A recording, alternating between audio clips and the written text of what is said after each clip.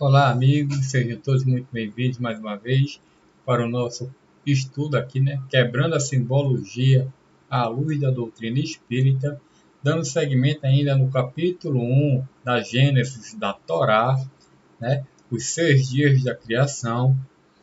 E hoje a gente vai entrar no livro do Emmanuel, A Caminho da Luz, primeiro capítulo dele, para darmos seguimento aqui ao nosso estudo. Então, no primeiro capítulo, o título do A Caminho da Luz é a Gênese Planetária. Então, ele vai dizer o seguinte: primeiro subtítulo é a Comunidade dos Espíritos Puros. Então, são espíritos que já não necessitam reencarnar no planeta, né? Então, são espíritos que já passaram por toda a purificação.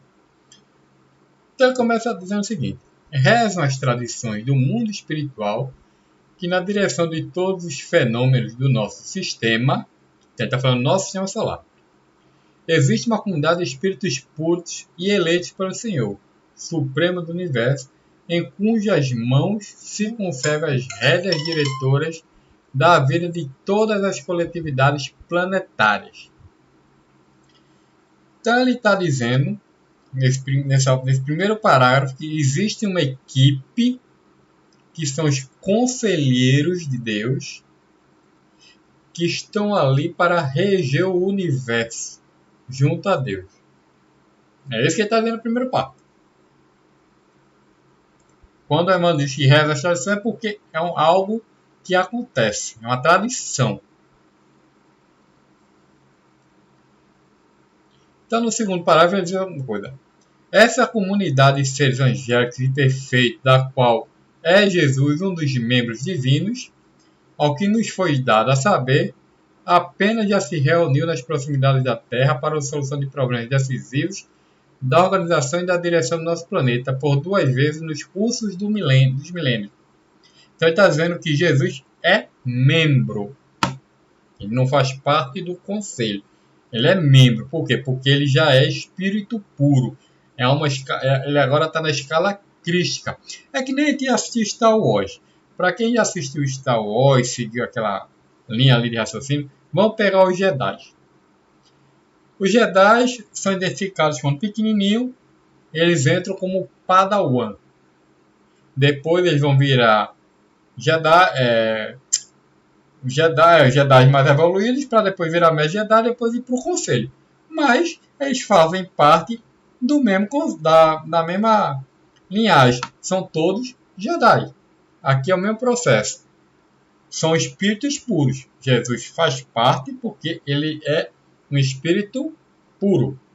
Ele faz parte da escala crística. Mas ele não é um Cristo do Conselho. Ele não faz parte. Tanto que ele se reuniu. Ele participou de 2 reuniões, que é o que vai ser relatado daqui a pouco. Então, continuando, ele fala: a primeira verificou-se quando o orbe terrestre se desprendia da nebulosa solar, a fim de que se lançasse no tempo e no espaço as balizas do nosso sistema cosmogônico e os pródromos da vida na matéria em ignição do planeta, e a segunda com ser decidida a vinda do Senhor à face da Terra, trazendo à família humana a lição imortal do seu evangelho de amor e redenção. Então, aqui já está quebrando mais um pedacinho da nossa simbologia lá do início, quando a gente leu lá na Bíblia de Jerusalém. Lembra que lá tinha aquele verbo façamos, né? Já perto do 6º dia, que a gente deu com conhecimento que era um poder majestático e que não fazia muito sentido. Pronto, aqui já quebrou essa questão do façamos. Aqui já está dizendo que quem recebeu o orbe para fazer a construção foi Jesus. Então aqui nós já quebramos mais uma simbologia. Já descobrimos que Jesus fez parte e que ele recebeu da nebulosa solar um pedaço da matéria para começar a lapidar o orbe. Ok? Ok. Então aí chegamos a uma informação bastante interessante. Quando ele fala que Jesus também no parágrafo anterior, ele é membro, mas que ele não faz parte do conselho, aí eu vou dar uma paradinha aqui rapidinho e vou abrir outro livro aqui. Nesse livro aqui, é o livro do Chico também, Chico Xavier, com Herculano Pires, Na Era do Espírito. Então, nesse item 28, está lá o título Como Consideramos Jesus, e ele traz uma questão aqui bem simples. Eu vou ler o conteúdo, o parágrafo todinho, mas o detalhe, a gente está com ela grifada ali. Então, ele diz o seguinte: do que posso pessoalmente compreender dos ensinamentos dos espíritos amigos, consideramos Jesus Cristo como sendo espírito de evolução suprema em confronto com a evolução dos chamados terrícolas que somos nós outros. Ou seja, Jesus já é um espírito puro e nós ainda espíritos impuros, imperfeitos com os perfeitos, né? Não senhor desse sistema solar, como todo o respeito que temos à personalidade sublime de Jesus, mas consideramos-lo como supremo orientador da evolução moral do planeta. Então, a gente está avisando que Jesus não é um Cristo de sistema solar, e sim de planeta, que a gente vai entrar nessa questão já. E os espíritos como Buda, como Zoroastro, como aqueles outros grandes instrutores da Índia e da Grécia, por exemplo, que eram considerados orientadores ou chefes de grandes movimentos mitológicos, serão ministros do Cristo, pois não temos ainda outra definição para classificá-los dentro dos nossos parcos conhecimentos a respeito da nossa história no lado espiritual da vida. Então, Chico aqui com Herculano Pires está avisando, não é nem avisando, explicando que Jesus ele é apenas um Cristo planetário, ele não é um Cristo de sistema. Mas lá embaixo ele vai falar de uma viagem, do Chico vai falar na viagem que fez com Emmanuel, que começou a conhecer todo o universo. Chega numa certa parte, ele pede para Emmanuel para voltar, para ir tomar um cafezinho em sua casa, com um pãozinho de queijo, porque ele não está conseguindo mais entender nada. A insistência de Chico de querer conhecer, o Emmanuel falou para ele que ele ainda não tinha capacidade de compreensão, mas mesmo assim ele querendo ir, Emmanuel fez ele descansar, né? Se desdobrou, foi com ele e deu no que deu aí na história que eu acabei de contar. Então aqui ele está relatando que Jesus é um Cristo de planeta. Voltando aqui para o Emmanuel, então vamos raciocinar. Se Jesus é um Cristo de planeta, como nós conhecemos, se sabemos que o nosso sistema solar, né, são de 9 planetas, sem problema nenhum. Sabemos que todo o planeta ele passa por sua evolução. São 5 etapas. Começa com o mundo primitivo, aí entra em transição, entra em mundo de prova e expiação, entra em transição, vai para a regeneração, entra em transição, mundo felizes, entra em transição, mundo... Fugiu agora, mundo divino, mas tem outro nomezinho também que dá. Eu agora esqueci aqui. Daqui a pouco eu me lembro. Ditosos, mundos ditosos. Então é a etapa das 5 fases do planeta. Ora, se sabemos, através dos estudos também, que o planeta Terra é o único planeta ainda que está atrasado dessa evolução, né? Dessas 5 fases, o planeta Terra é o último que está atrasado. Então nós podemos supor e afirmar um pouco que Jesus ainda ele não é um Cristo tão evoluído, calma que eu vou explicar melhor isso, tão evoluído quanto os outros Cristos. Por quê? Jesus passou de mundo primitivo, ele como Cristo, como está aqui, ele que lapidou o planeta Terra. Então ele começou a trabalhar os fluidos para aprender a modelar o planeta em mundo primitivo.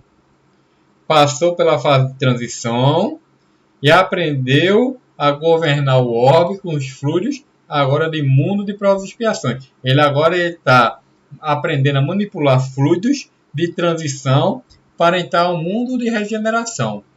Os outros cristos que já passaram do nosso sistema solar já passaram dessas etapas, já estão de regeneração a mundo ditoso. Então eles são mais experientes do que Jesus. Aí não está tirando mérito de Jesus, a gente está explicando os processos.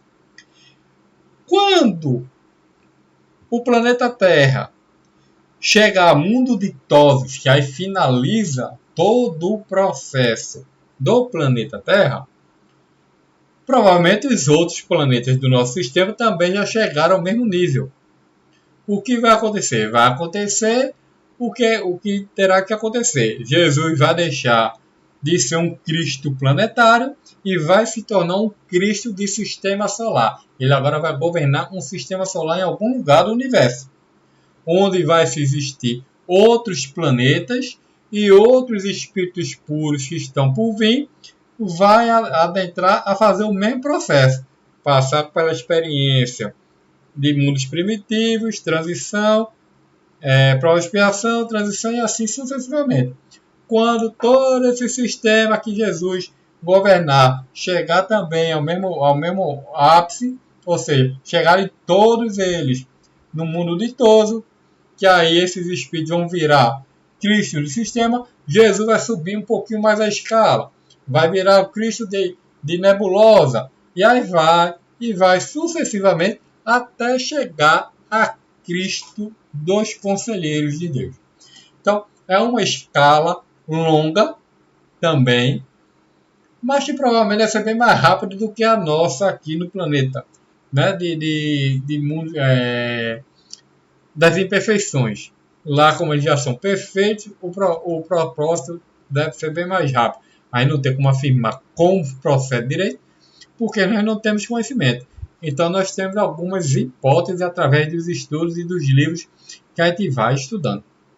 Então, continuando, no próximo parágrafo é a ciência de todos os tempos. E aqui Emmanuel vai dizer: não é nosso propósito trazer a consideração dos estudiosos de uma nova teoria da formação do mundo. A ciência de todos os séculos está cheia de apóstolos e missionários. Todos eles foram inspirados a seu tempo, refletindo a claridade das alturas, que as experiências de infinito lhes imprimiram na memória espiritual.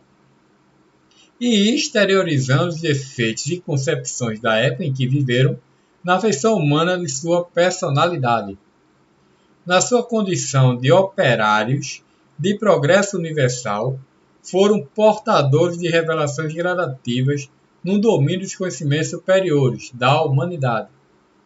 Inspirados de Deus, nos penosos esforços da verdadeira civilização, as suas ideias e trabalhos merecem o respeito de todas as gerações da Terra, ainda que as novas expressões evolutivas no plano cultural das sociedades mundanas tenham sido obrigadas a proscrever as suas teorias e antigas formas. Lembrando-nos, porém, mais detidamente, de quanto souberam receber a intuição da realidade nas perquirições do infinito.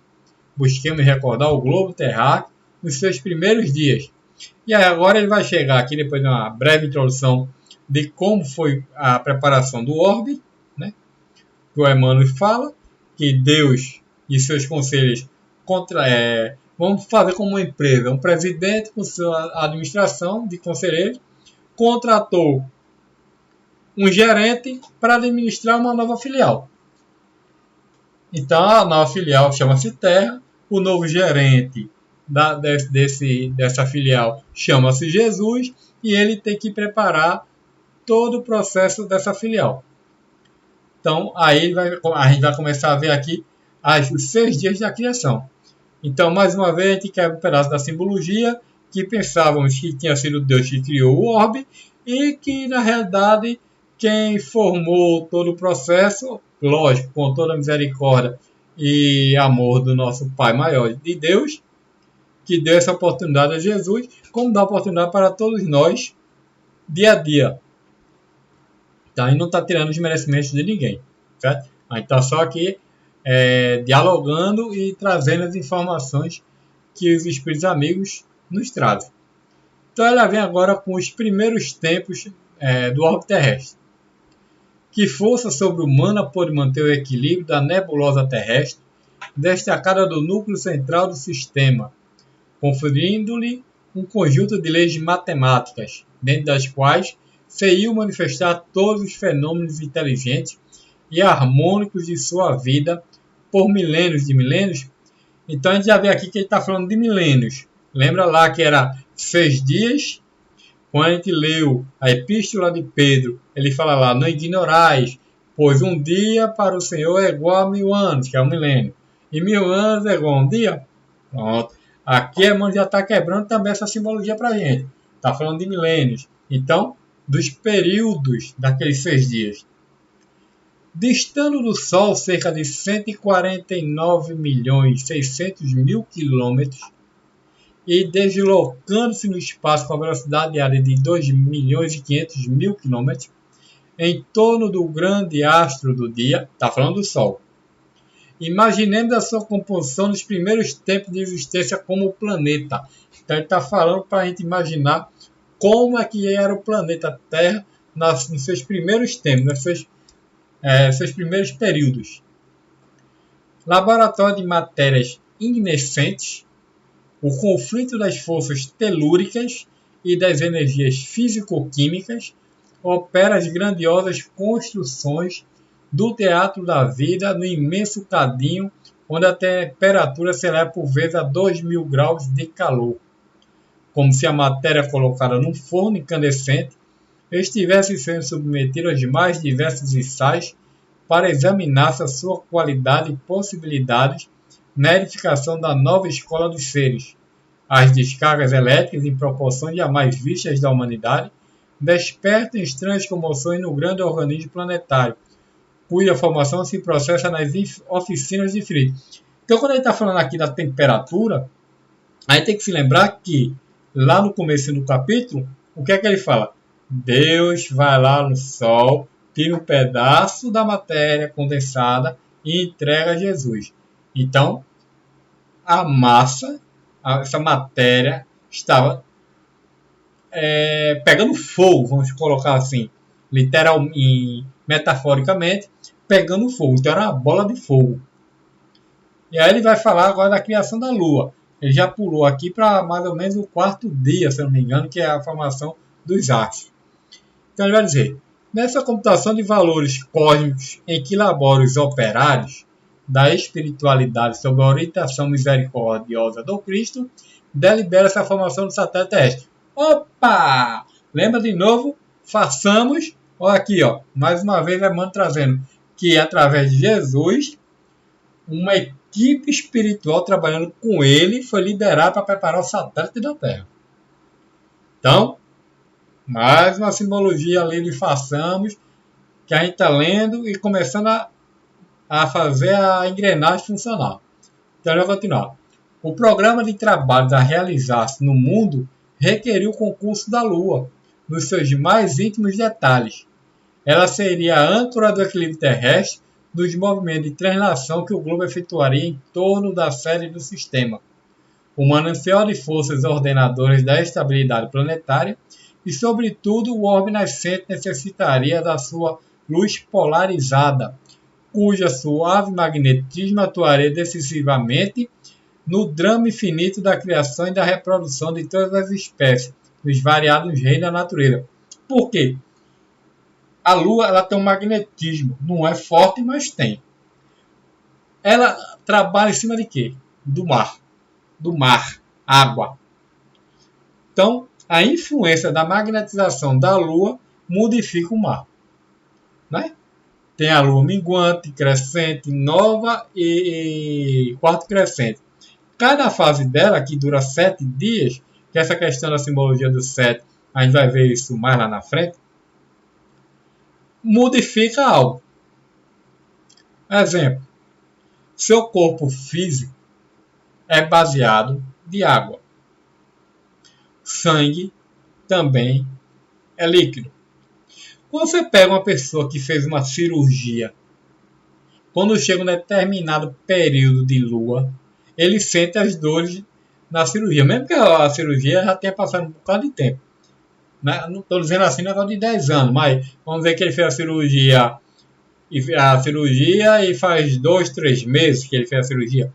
Então ele pode sentir essas dores através do magnetismo da Lua. Eu, por exemplo, já passei por isso. Eu sentia e não sabia o porquê. Depois eu fui estudando, me aprofundando. E aí eu entendi que é justamente por causa da mudança da maré. Tudo, tem tudo a ver até com o nosso corpo físico. Mudança hormonais da mulher também tem a ver. Questão de corte de cabelo, que as pessoas falam. Se você cortar em determinada lua, o cabelo fica de um jeito, fica de outro. Então a lua, além de fazer todo esse processo e da fertilização, né, que ele fala aí, ela também trabalha através da agricultura. Né? É ela que vai trabalhar a agricultura, é ela que vai trabalhar os estados do planeta. Os estados que eu estou dizendo fugiu agora a palavrinha, o outono, inverno, verão e primavera, né? As estações, não é estado, as estações. Então isso aqui é ela que vai dar interferência junto. Por quê? Porque as estações do ano, através do magnetismo da Lua e do Sol, que é que vai organizar todo esse processo de agricultura, que é que vai fazer mais essa parte junto com o Sol. As festas que está lá escrito na Bíblia de Jerusalém. Por quê? Porque é o povo hebraico falando das festas, porque eles descobriram que existia a lua, que existia sol, as estrelas, e todo esse processo está lá.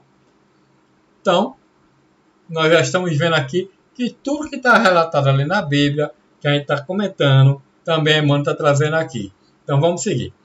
A solidificação da matéria. Na grande oficina surge então a diferenciação da matéria ponderável, dando origem ao hidrogênio. Então, os gases nobres que nós conhecemos da química estão começando a nascer, vamos dizer assim. Está começando a aflorar, porque o planeta já se formou, a temperatura está diminuindo e as vidas vão começar a surgir. Vai começar a tomar forma o planeta. Então ele continua. As vastidões atmosféricas são um amplo repositório de energias elétricas e de vapores que trabalham as substâncias torturadas no orbe terrestre. O frio dos espaços atua, porém, sobre esse laboratório de energias incandescentes. E a condensação dos metais verifica-se com leve formação da crosta solidificada. É o primeiro descanso das tumultuosas comoções geológicas do globo. Opa! O primeiro descanso. Qual o dia do descanso? É o 7. Então, quando chegou nessa fase, passaram-se 7 milênios. 7. O primeiro descanso são 6 dias e o 7º é o descanso. Porque o 7º a gente ainda vai comentar lá mais na frente. Mas aqui está dizendo que houve um descanso. Então houve um período de 7. Depois a gente fala do 7º dia. Houve um descanso.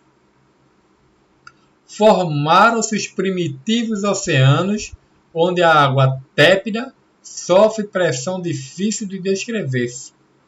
A atmosfera está carregada de vapores aquosos e as grandes tempestades varrem em todas as direções a superfície do planeta. Mas sobre a Terra o caos fica dormindo com puro encanto. Lembra lá, de novo? Cai água do firmamento, começa a criar os rios, oceanos. Por quê? Porque quando começou tudo isso, muitos gases, como aí está dizendo, a questão atmosférica não estava boa, então você não recebia a luz solar, então você não chegava o dia. Isso era tudo escuro, eram as trevas. Não dava para se ter luz ainda natural. E luz artificial muito menos. Então o que acontece? Quando começou a limpar, que aí os gases começaram a descer, né? Todo esse problema, começou a aparecer a luzinha solar, aquele brilhozinho perdido. Aí os povos viram e falaram, tem sol, tem luz. Eita, Olha, tem água, tem rio, tem lago, tem oceano. Eles começaram a poder escrever o que é que eles estavam enxergando. Então, continuando, as paisagens aclaram-se, fixando a luz solar que se projeta nesse novo teatro da evolução em vida. As mãos de Jesus haviam descansado após o longo período de confusão dos elementos físicos da organização planetária. Então, outro período aqui, houve outro descanso. Então, passaram-se mais 7 dias, ou 7 milênios, 7 períodos. E aí ele entra agora para o divino escultor. Aí ele vai falar de Jesus. Sim, ele havia vencido todos os pavores das energias desencadeadas. Com as suas legiões de trabalhadores divinos, lançou o escopo da sua misericórdia sobre o bloco de matéria informe que a sabedoria do Pai deslocara do sol para suas mãos augustas e compassivas. Mais uma vez, Emmanuel está confirmando que Deus foi lá no sol, arrancou um pedaço da matéria incandescente do sol, entregou nas mãos de Jesus para formar o globo, formar a terra. Primeiro estágio dele como espírito puro, como espírito Cristo. É a primeira fase, são os primeiros estágios, vamos dizer assim. Até ele chegar no conselho, vai demorar um pouco, mas vai chegar. Assim como todos nós, né? Então, vamos seguindo. Operou a escultura geológica do orbe terreno, talhando a escola abençoada e grandiosa, na qual seu coração haveria de expandir-se em amor, claridade e justiça. Com os seus exércitos de trabalhadores devotados, estatuiu os regulamentos dos fenômenos físicos da Terra, organizando-os o equilíbrio futuro na base dos corpos simples de matéria, cuja unidade substancial os espectroscópios terrenos puderam identificar por toda parte no universo galáctico. Organizou o cenário da vida, criando sob vistas de Deus o indispensável existência dos seres do porvir. Fez a pressão atmosférica adequada ao homem, antecipando-se ao seu nascimento no mundo, no curso dos milênios. Mais uma vez ele está dizendo aqui, cursos milenares. Cursos milenares são mais de um dia espiritual, lá no mundo celeste. O período de Jesus lá em cima, dias. Aqui no planeta, milênios. Então, um dia, 1000 anos. Então, milênios. Vários dias para eles. Então, ele já preparou o planeta, já preparou a atmosfera para poder a gente vir morar, né? Ele já começou a lapidar, já começou a dar uma organizada na casa. E aí ele continua. Estabeleceu os grandes centros de força da ionosfera e da estratosfera, onde se harmonizam os fenômenos elétricos da existência planetária. E edificou as usinas de ozônio a 40 a 60 quilômetros de altura para que filtrasse convenientemente os raios solares. Então, a 60, entre 40 e 60 quilômetros de altitude, está lá a camada de ozônio, para só filtrar. Manipulando a composição precisa, a manutenção da vida organizada no orbe. Definiu todas as linhas de progresso da humanidade futura, engendrando a harmonia de todas as forças físicas que presidem o ciclo das vidas das atividades planetárias. Então, a gente está vendo aí todo o processo da formação. Foi lá, recebeu a matéria de Deus, formou, contratou a equipe dele, deram uma limpada, uma organizada, prepararam todo o campo para poder começar a ter vida no planeta. Seguindo, ele vai falar o verbo na criação terrestre. Por que verbo? Porque verbo é ação. Jesus não é ação? É ação. A equipe que está com ele lá também é ação? É ação. Por isso a palavra verbo. O verbo na criação terrestre. Uma ação, um espírito em atividade. A ciência do mundo não lhe viu as mãos augustas e sábias na intimidade das energias que vitalizam o organismo do globo. Substituíram-lhe a providência com a palavra natureza. em todos os seus estudos e análises da existência, mas o seu amor foi o verbo da criação do princípio, como é e será a coroa gloriosa de seres terrestres na imortalidade sem fim. E quando serenar os elementos do mundo nascente, quando a luz do sol beijava em silêncio a beleza melancólica dos continentes e dos mares primitivos, Jesus reuniu nas alturas os intérpretes divinos do seu pensamento. Viu-se então descer sobre a terra das amplidões dos espaços ilimitados uma nuvem de forças cósmicas que envolveu o imenso laboratório planetário em repouso. Mais uma vez, o planeta passou por um período de 7 dias, ou 7 milênios. Entrou em repouso novo, mais um período de descanso. Daí a algum tempo, na crosta solidificada do planeta, como no fundo dos oceanos, podia-se observar a existência de um elemento viscoso que cobria toda a Terra. Estavam dados os primeiros passos no caminho da vida organizada. Com essa massa gelatinosa, nascia no orbe o protoplasma, e com ele lançara Jesus à superfície do mundo os germes sagrados dos primeiros homens. Então, o primeiro ser vivo já começa a aparecer, é o protoplasma. Bem, a gente não vai entrar agora no capítulo 2. Capítulo 2 a gente vai deixar para próximo vídeo, porque a gente precisa ir estudando devagarinho. Ainda vai ter outros livros que a gente vai entrar. Esse primeiro capítulo, que são 6 dias, a gente tem que fazer com muito carinho, com muito cuidado, devagarinho, trazendo uma obra e outra, fazendo os links para a gente ir compreendendo. Então, nesse primeiro capítulo, nós descobrimos um pouco da simbologia do façamos, que na realidade não foi Deus que criou o planeta, então, enfim, Jesus, com sua equipe espiritual, né, seus ministros, prepararam a casa. Vimos que foi Deus que tirou essa massa, né, incandescente do sol, entregando a Jesus para ele começar o seu estágio nessa fase crística, sendo um Cristo planetário, que mais lá na frente, quando passar por todas as etapas do planeta, ele vai virar um Cristo do sistema solar, e assim por diante, até chegar ao conselheiro de Deus, né? É um processo ainda longo para ele, assim como para nós, que ainda estamos buscando aprender para chegarmos lá na perfeição. Vai levar um tempo? Vai. Mas é aquela questão, não tem pressa para a gente chegar. O importante é a gente fazer o nosso trabalho bem feito, acreditar na espiritualidade, ter fé e seguirmos em frente. Então, até agora, tudo tranquilo, a simbologia está sendo organizada, e espero que vocês estejam tendo uma facilidade de compreensão.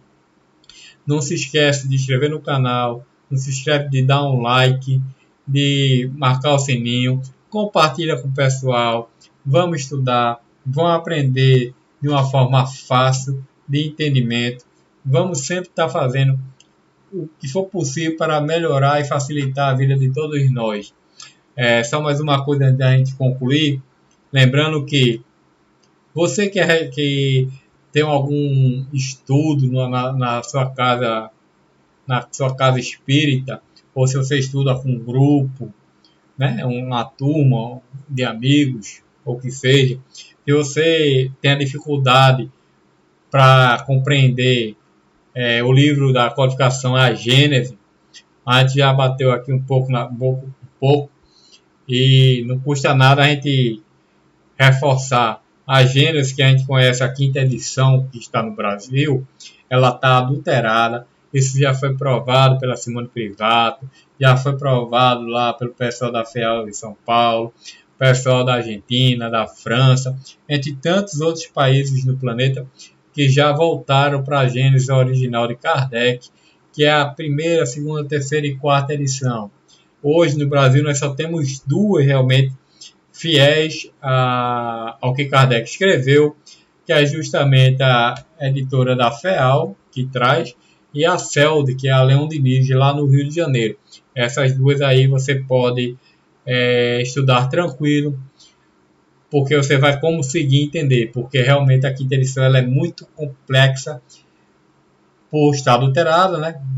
Mudaram literalmente, é outro livro, não é o livro que Kardec escreveu, não só ela, como outros problemas, mas enfim, se você tiver querendo saber um pouco mais a respeito sobre isso, você pode até mandar uma mensagem aí pra gente aí que a gente ajuda a compreensão mais um pouquinho da obra A Gênese, que a gente vai até usar ela mais à frente, mas a Gênese de Kardec corretinha, para a gente também entrar nessa parte aí da simbologia.